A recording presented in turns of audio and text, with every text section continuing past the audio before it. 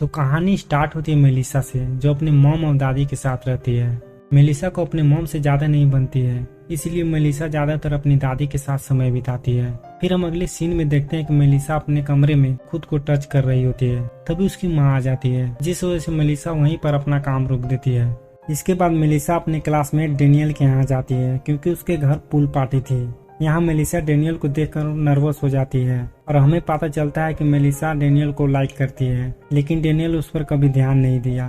फिर Melissa swimming pool के पास जाकर बैठ जाती है, जिसके बाद डेनियल उसे पानी में खींच लेता है। और जब डेनियल को पता चलता है कि मेलिसा तैर नहीं सकती है, तो उसे किनारे पर ले आता है। फिर मेलिसा को डेनियल एक पार्क में ले जाता है और उससे कहता है, तुम्हें मैं स्विमिंग सिखा दूंगा, लेकिन तुम्हें रोज अकेले आना होगा, जिस पर मेलिसा मान जाती है। फिर डेनियल उसे कहता है, क्या तुम मुझे किस करना चाहती हो, जिस पर मेलिसा कहती है हाँ। और जैसे ही मेलिसा डेनियल को लिप किस करने लगती है, तभी डेनियल उससे कहता है, तुम्हें लिप्स किस करने से पहले मेरे स्पाइडरमैन को किस करना होगा।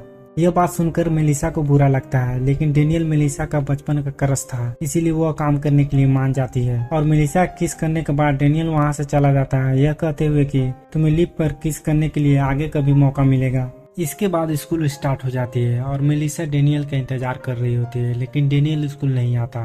तभी उसकी फ्रेंड कहती है, तुम उसे भूल जाओ, वो नहीं आएगा।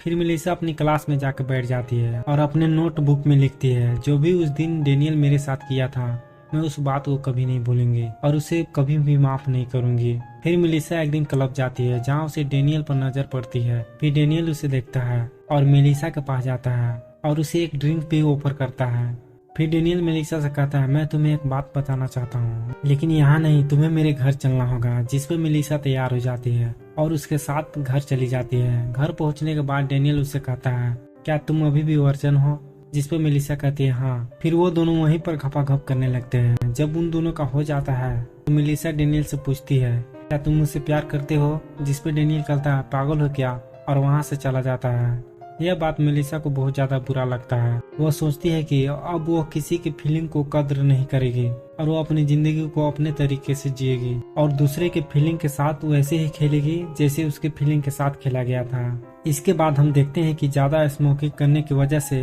उसकी दादी की तबीयत खराब हो जाती है, जिसके बाद उन्हें एक हॉस्पिटल में एडमिट करना पड़ता है।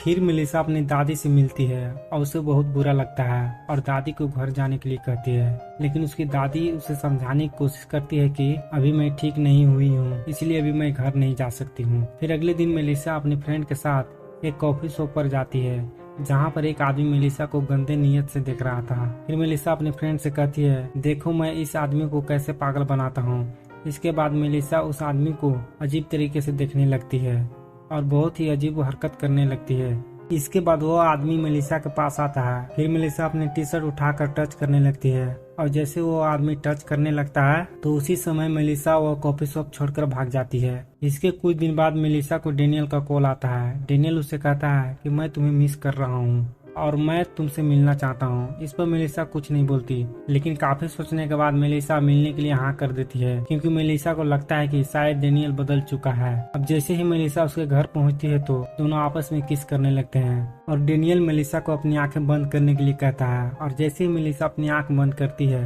तभी डेनियल अपने फ्रेंड को बुलाता है और अब डेनियल के फ्रेंड मेलिसा को किस करने लगता है। और जब अपनी आंखें खोल के देखती है तो जिसके बाद डेनियल का फ्रेंड को देखकर वहाँ से जाने लगती है।